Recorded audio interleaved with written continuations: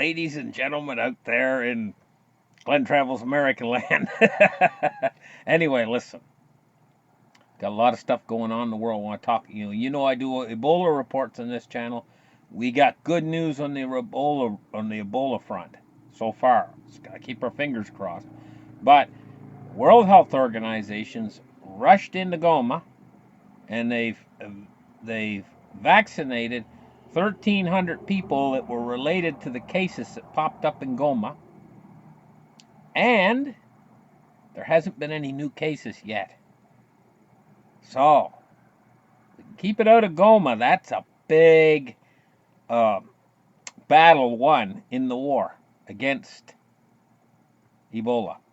So that's good news. Now, India, here's the thing. India and Pakistan, they border one another. These two countries have become nuclear powers. India's got roughly, more or less, around 140 thermonuclear warheads. Now, if you guys don't know what a thermonuclear warhead is, it's different than an A-bomb. An A-bomb, an atomic weapon, was what they dropped on Hiroshima in Japan. They're measured in kilotons. A kiloton is 1,000 tons of TNT. Thermonuclear weapons are measured in megatons. It's exactly 1,000 times bigger than what they dropped on Hiroshima. So, India's got roughly, more or less, 140 thermonuclear weapons, and Pakistan's got more or less about 135, 140 thermonuclear weapons. So they both got exactly the same, pretty much, very close anyway, to the same amount of weapons. These two neighboring countries do not like each other. Now, India, well, guess what, guys? That's an understatement. They don't like each other. One country is predominantly Muslim, and the other country is predominantly Hindu. Okay? Here's the thing. India just did something in a small state that's in between these two countries called Kashmir. It's a little mountainous region between the two countries, and both sides claim that they own it. They've went to war twice before over Kashmir. Right now, India did something in Kashmir that Pakistan does not like. And so there's basically an argument between the two countries right now that could develop into something bigger later. We got to keep our eye on it, and the reason why is because both sides contain these thermonuclear weapons. Now, in other news, we've got financial troubles coming to the world. And one is in the form of Brexit. Oh boy, Boris Johnson, he is planning on going through with it. And it's looking more and more like they're going to have what's called a hard Brexit. Now, the United Kingdom is moving toward a recession right now. And so is Germany.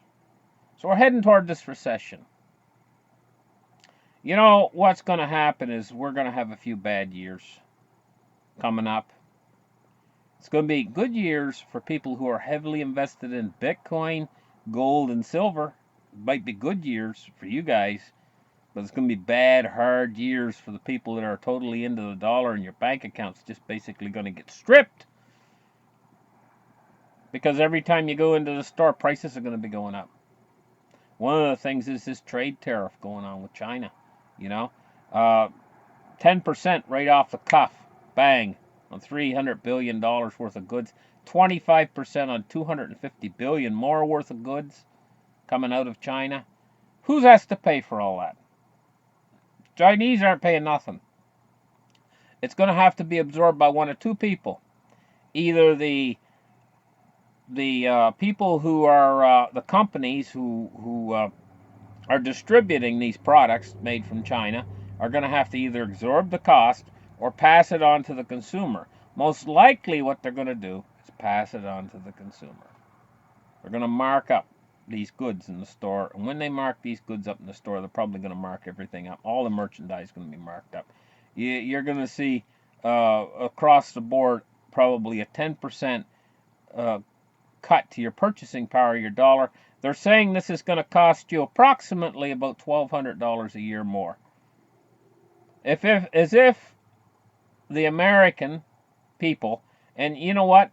North America is basically a unit. Okay, we have Canada and we have USA, and there's a border between the two, but it's all on the North American continent. And North America, in general, is going to have to pay more for their goods and products, you know. So that's what's going to be passed on. That's what's going to the accumulative effect from this. We're moving into hurricane season right now. I got to keep my eye on the tropics. You know, hurricanes could develop now from here on in through the fall is your heaviest part of your hurricane season. And I do report on hurricanes. You know, I've been very interested in hurricanes ever since I was a little tyke. I mean, I couldn't have been any more. I think I started getting interested in them around 5th grade in school. You know, so I couldn't have been any more than 11 years old. And I used to plot every hurricane. I see a hurricane develop. You know, I get all the coordinates and I put pins in a little map and everything else. This is one of the things I was into. I was also into coin collecting. You know, I went around and collected quite a few very rare coins. I had a coin, a penny, a U.S. penny, that was called a 1955 double die. It had been punched twice with two 55s on it. So I had that coin, along with a whole bunch of other pennies and stuff, in a pot in my grandmother's house. Thieves broke in and stole it. They probably spent it for a penny, but it was worth one heck of a lot more than a penny. They didn't know what they had, you know.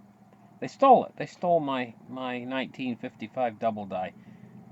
From that day forwards till now, I don't like thieves. I don't like what they do. You know, terrible. They're a blight to humanity. Honest to gosh. That's what they are. They're a blight to humanity. Now I'm going to tell you something. I'm a futurist. Okay? In the next 20 years, there's going to be a lot less thieves out there. I mean, you know, the kind of thief that breaks into your home, steals things, right? There's going to be a lot less of them out there, and I'm going to tell you the reason why. The reason why is micro cams. Cameras are getting smaller and smaller and smaller. You know? And they're getting cheaper and cheaper and cheaper, being mass produced. Different places in the world, different factories are mass producing them. And the thing is, the picture quality is getting better and better and better. And people are going to be using them more and more and more in their homes when they're away. People are going to be away, doing whatever they're doing, you know, going to Walmart, buying themselves something or another, and the thief breaks into their home, and he's not even going to know he's on cam. And after he's done doing his thieving, the police is going to have a video record of the whole thing. And they can probably use that in court. I imagine they can use it in court. And so, thieving is not going to be a profitable profession anymore. Not only that, here's another thing that's going to stop it. This is even bigger than the cams. All your products now coming out in the next 5 years are going to be 5G enabled. So, well, what does that mean? It means when you buy a blender, right, you're going to have to link it with the 5G network. When you link that blender with the 5G network, it's identifiable to you, and it'll only work on your house. That's how they're going to have it. They're going to have it so you plug it in, and it's recorded what you're doing with the blender. The blender will be able to how long you used it and everything when it's plugged into your house, because it'll be 5G enabled. Everything in your house will be 5G enabled. All the products you buy at Walmart, you'll have to plug them in, go online, enter your identification number or whatever, and linked them to the 5G network before they'll work. They won't work. They just simply won't work. Okay, once they're linked into the 5G network, then you can just tell Siri, turn the blender on. Siri, turn the blender off. Turns off, right? It's linked to the 5G network. Now here's the thing. Thief steals it, plugs it into his house. Siri knows where it's at. And Siri won't turn it on, and Siri sends the police out because she knows that's a stolen blender because it was reported stolen. Because you entered your blender's number in on the thing, and now Siri can see what house it's plugged into from the 5G network. This is a new world we're moving into. Now you tell me what place there is for thieves in a world like that. I mean, they're going to get caught the first time they even try it. First off, none of the stuff they steal, if they steal your laptop, it ain't going to work. It's linked to you. And they can't unlink it. The only thing it'll be good for is if they want to download Linux on it, some sort of Linux on it that is crappy. As soon as they hook Windows on it, immediately goes back to being identified to you again. In fact, it tells them right where you're at.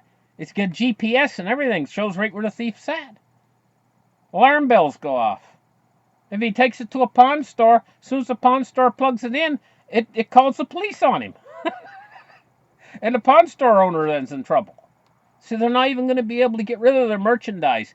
The old fence, they used to have a fence in the old days. You used to pay them like so much. You'd take it to the fence, and he'd look at it and he'd say, "Oh, you got a laptop, did you? Oh, I'll give you $10 for that." And the fence takes it to the pawn store and he gets $50 for it, and the pawn store then sells it for $200.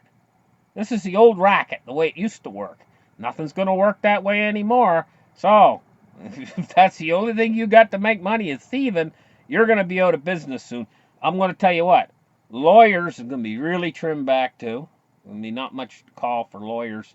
They're going to cut them. They're going to be trimmed back a lot because the whole court system is going to start to become automated.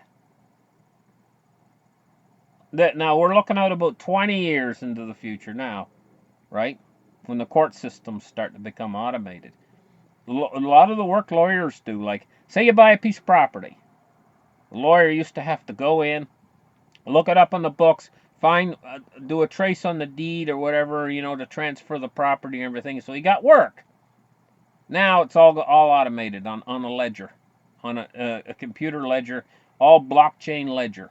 It's all related to when they made the invention of Ethereum. They basically when they invented Ethereum, they basically put all the lawyers, about half of the lawyers, out of work, and they're putting all of the certified public accountants out of work in the next 20 years. Why do you need a certified public accountant? Their job is bookkeeping. Their job is keeping a ledger. Generally, they keep 2 sets of books. This is the way they used to do it in the old days. They keep one set that they show, and then they keep 2 sets of books, accountants. This is it's a crooked system we have. No more. It's all going to be an automated public ledger, and everybody can actually see what they can go in and anywhere in the world they can just look it up, And you know what? In the end, we're coming down to, the number you see whenever you send a Bitcoin transaction, that long string number, the Bitcoin number, every person on Earth is going to have one of those numbers exactly like the Bitcoin number, or very similar, attached to you. You're going to be that number. That's what's going to happen. You're going to be the number. And that number is going to be connected to all your money, all your transactions, your identifier, everything else, your driver's license, everything is going to be. So you're not going to need to even carry a wallet with you because all your money is going to be on that number. You're just going to use that number. That's where we're going. Now, that's about 30 years away, or maybe less. This is the kind of world we're heading to. Money is all going to be blockchain, right? Except for gold and silver and certain other valuables, But this is the world we're heading into. We're moving into the 21st century, headed toward the 22nd century. We're well into the 21st century, and the world is changing around you while you sit here and listen to me. The world's changing. Listen, thank you guys for listening. Catch you in the very next show. I'm going to be doing some shows very soon on my camper build. We got the deck put on the back of the truck, but it's hot as blazes outside. I mean, I'm sweating right now. It's so hot. But, you know, I seen in the weather forecast coming up this week, late this week, around, I think it's Thursday or Friday, she's going to finally cool down here. This has been one of the longest hot spells I've seen in Atlantic Canada in all the time I've been here. And I've been here a long time. I've been here like, I think it's 27 years, 30 years, something like that. I've been here a long time. I've lost count. I think it was 87, going back to 87. and I've seen a lot of years come and go, a lot of winters, a lot of summers. This summer has had a long block of hot weather that's lasted almost a month. And we're talking about weather in the 90s every day, you know, and high humidity. Been a lot of thunderstorms. In fact, I ran downstairs the other day. I'm telling you, it was middle afternoon, you know, and it got so dark it was like night. I said, what in the heck's going on? Ran downstairs, looked out the windows. I heard thunder cracking, you know, and I looked out the window and I seen this black looking thing, and it was just churning out of the sky, and there was little funnels coming down out of it, like not down to the ground. They were like twisting up in the cloud, like little they were little coming down. They were come down little ways and whirl just a little bit, but they come down like just a little ways from the cloud. They wouldn't come down to the ground, but then they whirl a little bit and then go back up in. And then another one would come down, you know, a little bit, and they didn't quite. And then what happened was that quit. That moved over. It was like great still, you know, and those whirling things, and that moved over. And after it moved over, then the rain hit, big drops, and then hail, pea-sized hail, and it got really windy, you know, really windy. And then 5 minutes later, it was over. It was gone, mostly gone, you know, and it started to lighten up again, started to get light again. And you know, I was thinking to myself, gee, I hope we're not supposed to get twisters here, but all that heat, you know, all that heat transfers into energy, and I think if we get the right conditions, I think we could get a twister here. We have had a few in the past, once in a while, once in a great while. They're very rare here, but once in a great while we do get one. Generally, they're like not a real bad one, like, you know. I think that's what it was, really. Catch you guys very soon again, and have a great weekend. Bye bye, guys.